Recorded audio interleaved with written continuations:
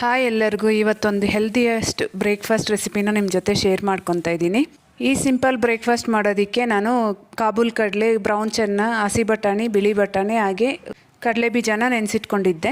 ಈ ಎಲ್ಲ ಕಾಳುಗಳನ್ನ ಕುಕ್ಕರ್ಗೆ ಹಾಕಿ ಬೇಯೋದಕ್ಕೆ ಬೇಕಾಗಿರೋ ನೀರು ಹಾಗೆ ಸ್ವಲ್ಪ ಉಪ್ಪು ಹಾಕ್ಕೊಂಡು ಒಂದು 3 ವಿಷಲ್ ಕುಗ್ಸ್ಕೊಂಡಿದ್ದೀನಿ. ಇದು ಚೆನ್ನಾಗಿ ಬೆಂದಿದೆ. ಕಾಳು ಬೇಯಿಸ್ಕೊಂಡಿರೋ ನೀರನ್ನ ನಾನು ಸಾಂಬಾರ್ಗೆ ಇಲ್ಲ ಚಪಾತಿ ಮಿಕ್ಸ್ ಮಾಡೋಕ್ಕೆ ಯೂಸ್ ಮಾಡ್ಕೊತೀನಿ. ಈಗ ಸ್ಟವ್ ಮೇಲೆ ಒಂದು ಬಾಣಲಿನ ಇಟ್ಕೊಂಡು 1 ಸ್ಪೂನ್ ಎಣ್ಣೆ, ಸ್ವಲ್ಪ ಸಾಸಿವೆ ಹಾಗೇನೆ ಒಂದು ಸ್ವಲ್ಪ ಜೀರಿಗೆ ಹಾಕ್ಕೊಂಡು 1 ಹಿಡಿಯಷ್ಟು ಕಟ್ ಮಾಡಿರೋ ಕರಿಬೇವು ಹಾಗೆ 2 ಹಸಿಮೆಣಸಿನ್ಕಾಯಿ ಹಾಕ್ಕೊಂಡು ಫ್ರೈ ಮಾಡ್ಕೋಬೇಕು. ಈ ರೀತಿ ಬ್ರೇಕ್ಫಾಸ್ಟ್ನ ನಾನು ವಾರದಲ್ಲಿ 1 ರಿಂದ 2 ಸರಿ ಮಾಡ್ತಾನೆ ಇರ್ತೀನಿ. ಹೆಲ್ತ್ಗೂ ಒಳ್ಳೆಯದು ಹಾಗೆ ಟೇಸ್ಟಿಯಾಗೂ ಸಹ ಇರುತ್ತೆ. ಈಗ ತುರಿದಿರೋ ಒಂದು ಕ್ಯಾರೆಟ್ನ ಹಾಕ್ಕೊಂಡು ಅದಕ್ಕೇ ಒಂದು ಸ್ವಲ್ಪ ಉಪ್ಪು ಹಾಕ್ಕೊಂಡು 1 ನಿಮಿಷ ಮಿಕ್ಸ್ ಮಾಡಿಕೊಂಡ್ರೆ ಸಾಕು. ಈಗ ಬೇಯಿಸಿಟ್ಕೊಂಡಿರೋ ಕಾಳು ಹಾಗೆ 1 ಕಪ್ಪಷ್ಟು ಹಸಿ ಕೊಬ್ಬರಿ ತುರಿನ ಸೇರಿಸಿ ಮಿಕ್ಸ್ ಮಾಡಿಕೊಂಡ್ರೆ ಬ್ರೇಕ್ಫಾಸ್ಟ್ ರೆಡಿ.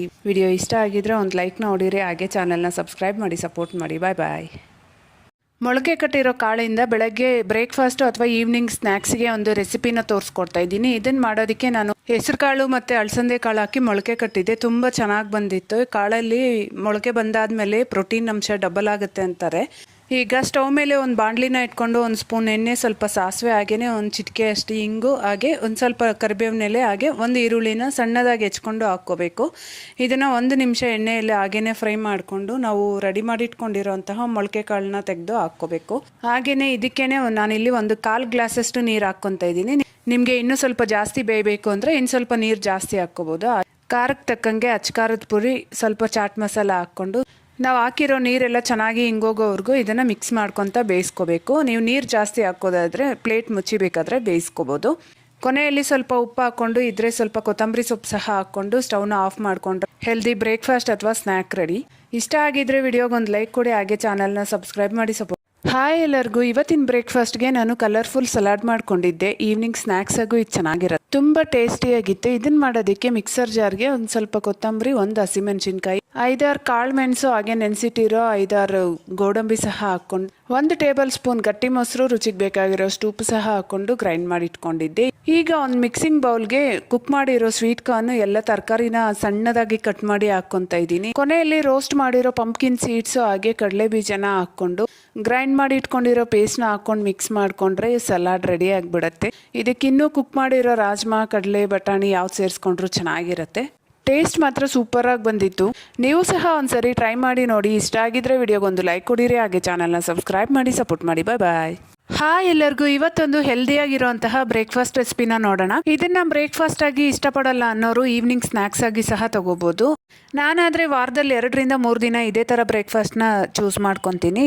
ಇದನ್ನು ಮಾಡೋದಕ್ಕೆ ಕಾಬೂಲ್ ಕಡಲೆ ಬೀಜನ ನಾನು ನೈಟೆಲ್ಲ ನೆನೆಸಿಟ್ಟಿದ್ದೆ. ಕ್ವಾಂಟಿಟಿ ನಿಮ್ಮ ಇಷ್ಟ, ಎಷ್ಟು ಬೇಕಾದರೂ ತಗೋಬೋದು. ಕಾಳು ಬೇಯೋದಕ್ಕೆ ನೀರು ಹಾಗೇನೆ ಸ್ವಲ್ಪ ಉಪ್ಪು ಹಾಕ್ಕೊಂಡು ಬೇಯೋದಕ್ಕೆ ಇಟ್ಟಿದ್ದೀನಿ. ಚಾಪರ್ಗೆ ಅರ್ಧ ಈರುಳ್ಳಿ, ಸ್ವಲ್ಪ ಕ್ಯಾಪ್ಸಿಕಮ್ ಹಾಕಿ ಚೆನ್ನಾಗಿ ಚಾಪ್ ಮಾಡಿ ಇಟ್ಕೊಂಡಿದ್ದೀನಿ. ಈಗ ಒಂದು ಮಿಕ್ಸರ್ ಜಾರ್ಗೆ ನೆನೆಸಿಟ್ಟಿರೋ ಬಾದಾಮಿ, ಕರಿಬೇವಿನ ಎಲೆ, 1 ಹಸಿಮೆಣಸಿನ್ಕಾಯಿ ಹಾಗೆ ಸ್ವಲ್ಪ ಕೊತ್ತಂಬರಿ ಸೊಪ್ಪು, 1 ಸ್ಪೂನ್ ಅಷ್ಟು ಗಟ್ಟಿ ಮೊಸರನ್ನ ಸಹ ಹಾಕ್ಕೊಂಡು ರುಬ್ಕೋಬೇಕು.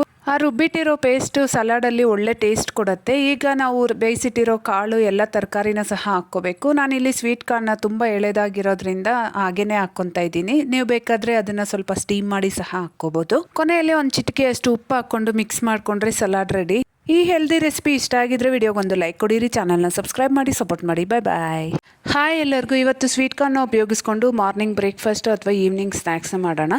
ನಾನಾದರೆ ಬ್ರೇಕ್ಫಾಸ್ಟ್ ಆಗೇನೆ ತೊಗೊತೀನಿ. ಮೊದಲಿಗೆ ಸ್ವಲ್ಪ ಸ್ವೀಟ್ ಕಾರ್ನ ತೊಗೊಂಡು ಒಂದು ಅರ್ಧ ಗ್ಲಾಸ್ ನೀರು ಹಾಕಿ ಇದನ್ನು ಬೇಯಿಸ್ಕೊತಾ ಇದ್ದೀನಿ. ನೀವು ಬೇಕಾದರೆ ಸ್ಟೀಮ್ ಸಹ ಮಾಡ್ಕೋಬೋದು.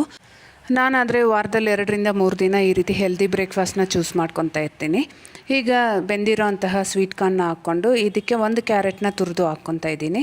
ಹಾಗೆಯೇ ಒಂದು ಸ್ವಲ್ಪ ಮೂಲಂಗಿನ ತುರಿದು ಹಾಕ್ಕೊತಾ ಇದ್ದೀನಿ. ಮೂಲಂಗಿ ಇಷ್ಟ ಇಲ್ಲ ಅಂದರೆ ಸ್ಕಿಪ್ ಮಾಡ್ಬೋದು, ಬಟ್ ಆರೋಗ್ಯಕ್ಕೆ ತುಂಬಾ ಒಳ್ಳೆಯದು. ಹಾಗೆ ಸಣ್ಣದಾಗಿ ಕಟ್ ಮಾಡಿರೋಂಥ ಸ್ವಲ್ಪ ಸೌತೆಕಾಯಿ, ರುಚಿಗೆ ಬೇಕಾಗಿರೋಷ್ಟು ಉಪ್ಪು, ಚಾಟ್ ಮಸಾಲ ಹಾಕ್ಕೊಂಡಿದ್ದೀನಿ. ಆ ವಿಡಿಯೋ ಕ್ಲಿಪ್ ಮಿಸ್ ಆಗಿದೆ. ಹಾಗೆಯೇ ಒಂದು 3-4 ಹನಿ ನಿಂಬೆ ರಸ ಹಾಗೂ ದೊಡ್ಡ ಹಿಡಿಯಷ್ಟು ಡ್ರೈ ರೋಸ್ಟ್ ಮಾಡಿರೋಂಥ ಕಡಲೆ ಬೀಜನ ಹಾಕ್ಕೊಂಡು ಚೆನ್ನಾಗಿ ಮಿಕ್ಸ್ ಮಾಡಿಕೊಂಡ್ರೆ ಆಯಿತು. ಇಷ್ಟ ಇದ್ದರೆ ಖಾರಕ್ಕೆ ಸ್ವಲ್ಪ ಅಚ್ಕಾರದ ಪುಡಿ ಸಹ ಹಾಕ್ಕೋಬೋದು, ಚೆನ್ನಾಗಿರುತ್ತೆ. ಒಂದೊಂದು ಬೈಟಲ್ಲೂ ಕಡಲೆ ಬೀಜ ಸಿಗ್ತಾ ಇದ್ರೆ ಅಂತೂ ಟೇಸ್ಟ್ ಮಾತ್ರ ಸೂಪರ್ ಆಗಿರುತ್ತೆ. ಟ್ರೈ ಮಾಡಿ. ಬಾಯ್. ಹಾಯ್ ಎಲ್ಲರಿಗೂ, ರೆಗ್ಯುಲರ್ ಆಗಿ ತಿನ್ನೋ ದೋಸೆ, ಇಡ್ಲಿ, ರೈಸ್ ಐಟಮ್ಸ್ ಅಲ್ಲದೆ ಯಾವಾಗಾದ್ರೂ ಈ ಥರ ಹೆಲ್ದಿ ಬ್ರೇಕ್ಫಾಸ್ಟ್ನ ಸಹ ನಾನು ಟ್ರೈ ಮಾಡ್ತಾ ಇರ್ತೀನಿ. ಇದನ್ನು ಮಾಡೋದಕ್ಕೆ ಮೊದಲಿಗೆ 1 ದೊಡ್ಡ ಕಪ್ಪಷ್ಟು ಮೊಳಕೆ ಕಟ್ಟಿರೋ ಹೆಸರು ಕಾಳನ್ನ ತಗೊಂಡು 10 ರಿಂದ 15 ನಿಮಿಷ ಸ್ಟೀಮ್ ಮಾಡ್ಕೊತಾ ಇದ್ದೀನಿ. ಈಗ ಒಂದು ಚಾಪರ್ಗೆ ಅರ್ಧ ಈರುಳ್ಳಿ, ಕ್ಯಾಪ್ಸಿಕಮ್, ಕರಿಬೇವು, ಪುದೀನ, ಕೊತ್ತಂಬರಿ ಹಾಗೆ ಒಂದು ಹಸಿಮೆಣಸಿನ್ಕಾಯಿ ಹಾಕ್ಕೊಂಡು ಇದನ್ನು ಫೈನಾಗಿ ಚಾಪ್ ಮಾಡ್ಕೊತಾ ಇದ್ದೀನಿ. ನನಗೆ ಇವೆಲ್ಲ ಬಾಯಿಗೆ ಸಿಗೋ ಥರ ಇದ್ದರೆ ಅಷ್ಟು ಇಷ್ಟ ಆಗಲ್ಲ. ಅಷ್ಟೇ ಅಲ್ಲದೆ ಫೈನಾಗಿ ಚಾಪ್ ಮಾಡೋದ್ರಿಂದ ಅದ್ರ ಫ್ಲೇವರ್ಸ್ ಎಲ್ಲ ಬಿಟ್ಕೊಂಡು ಟೇಸ್ಟ್ ಸಹ ಚೆನ್ನಾಗಿರುತ್ತೆ. ಈಗ ಇದಕ್ಕೆ ನನ್ನ ಹತ್ರ ಇರೋ ಸ್ವಲ್ಪ ಸೌತೆಕಾಯಿ ಹಾಗೆ ಟೊಮೆಟೊ ಹಾಕ್ಕೊತಾ ಇದ್ದೀನಿ. ಇದ್ರೆ ಕ್ಯಾರೆಟು, ಬೀಟ್ರೂಟ್ ಸಹ ತುರಿದು ಹಾಕ್ಕೋಬೋದು. ಈಗ ಸ್ವಲ್ಪ ಹಸಿ ಕೊಬ್ಬರಿನ ತುರಿದು ಹಾಕ್ಕೊಂಡು ಸ್ಟೀಮ್ ಮಾಡಿ ಇಟ್ಕೊಂಡಿರೋಂಥ ಮೊಳಕೆ ಕಾಳನ್ನ ಹಾಕ್ಕೊತಾ ಇದ್ದೀನಿ. ಇಲ್ಲಿ ಸ್ವೀಟ್ ಕಾರ್ನ್ ಇದ್ದರೆ ಅದನ್ನು ಸಹ ಸ್ಟೀಮ್ ಮಾಡಿ ಹಾಕ್ಕೋಬೋದು, ಚೆನ್ನಾಗಿರುತ್ತೆ. ಈಗ ಇದಕ್ಕೆ ಸ್ವಲ್ಪ ಬ್ಲ್ಯಾಕ್ ಸಾಲ್ಟ್ ಹಾಕ್ಕೊತಾ ಇದ್ದೀನಿ. ಟೇಸ್ಟ್ ತುಂಬ ಚೆನ್ನಾಗಿರುತ್ತೆ ಇದು. ಹಾಗೆ 1/4 ಸ್ಪೂನಷ್ಟು ಚಾಟ್ ಮಸಾಲ, 1 ಇಡಿಯಷ್ಟು ಒಣ ದ್ರಾಕ್ಷಿ ಹಾಕ್ಕೊಂಡು ಮಿಕ್ಸ್ ಮಾಡ್ಕೊಂಡು ಸರ್ವ್ ಮಾಡಿಕೊಂಡ್ರೆ ಬ್ರೇಕ್ಫಾಸ್ಟ್ ರೆಡಿ. ಇಷ್ಟ ಆದರೆ ವಿಡಿಯೋಗೊಂದು ಲೈಕ್ ಕೊಡಿರಿ. ಬಾಯ್ ಬಾಯ್.